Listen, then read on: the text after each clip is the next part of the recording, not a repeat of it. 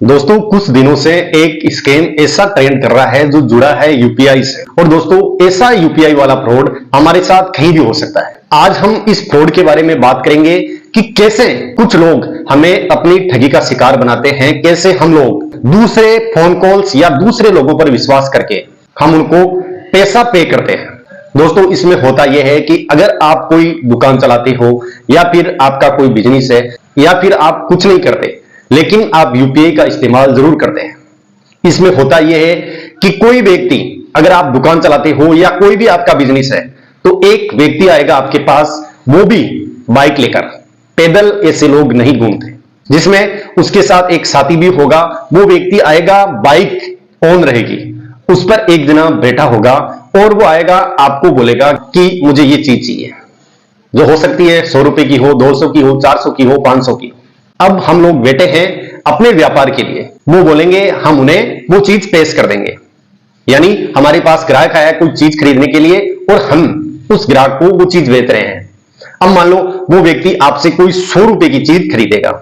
खरीदने के बाद वो बोलेगा कि भाई साहब आप अपना स्कैनर दीजिए, मैं ऑनलाइन पेमेंट करूंगा। अब आप लोग बोलोगे कि ये स्कैनर लगा हुआ है, आप इसे स्कैन करके पेमेंट कर दीजिए। अब वो व्यक्ति उस स्कैनर को स्कैन करने का नाटक करेगा और उसके बाद बोलेगा कि आप मुझे अपने नंबर बताइए, क्योंकि स्कैनर से हो नहीं पा रहा। आप उसे नंबर बताएंगे, नंबर वो लगाएगा और आपको एक मैसेज भेजेगा, जो मैसेज सेम इस तरह से दिखेगा।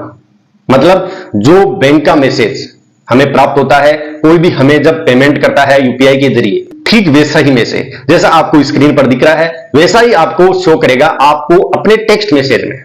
दोस्तों इस यूपीआई वाले स्कैम में एक खास चीज ये होती है कि इसमें जो नंबर हमें प्राप्त होते हैं या जिन नंबरों से हमें वो मैसेज अपने टेक्स्ट मैसेज के रूप में प्राप्त होता है, वो नंबर कुछ छठवां नंबर होते हैं जो ये स्कैमर लोग काम में लेते हैं। क्योंकि आजकल आप देख रहे हो कि पहले की सीरीज अलग थी, जो भी मोबाइल नंबर की पहले सीरीज आती थी वो अलग थी।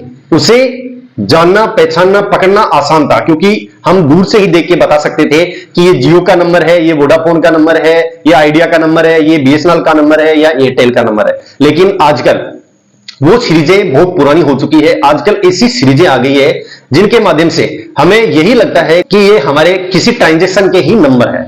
दोस्तों इस पर हमारा ध्यान नहीं जाता और वो मैसेज हमें प्राप्त होता है 100 रुपए की जगह 1000 का। उतने में तुरंत अगला व्यक्ति बोलता है कि यार भाई साहब गलती हो गई, 100 रुपए की जगह मैंने आपको 1000 रुपए सेंड कर दिए, तो आप प्लीज मुझे 900 रुपए कैश दे दीजिए।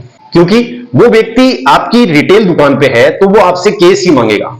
वो बोलेगा कि यार मेरा काम हो जाए, आप बोलोगे चलो ठीक है कैश दे देते हैं, क्योंकि वो कैश से बचेंगे। क्योंकि आप उनके नंबर पे अगर फोन पे वापस करोगे तो एक तो आप हिस्ट्री देख सकते हो कि ओरिजिनल में आया या नहीं।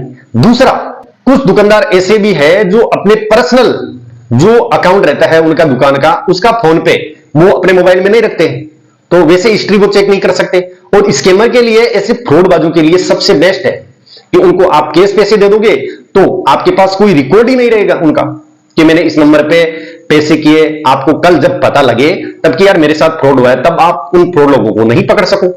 उसके लिए सबसे बेस्ट है, आप क्या करते हो, उस मैसेज को देखकर कि यार आ गया पैसा दो। एक ऐसा भी तो लगता है कि यार अंदर चेक करेंगे तो ग्राहक को ऐसे थोड़ा बुरा भी लगेगा।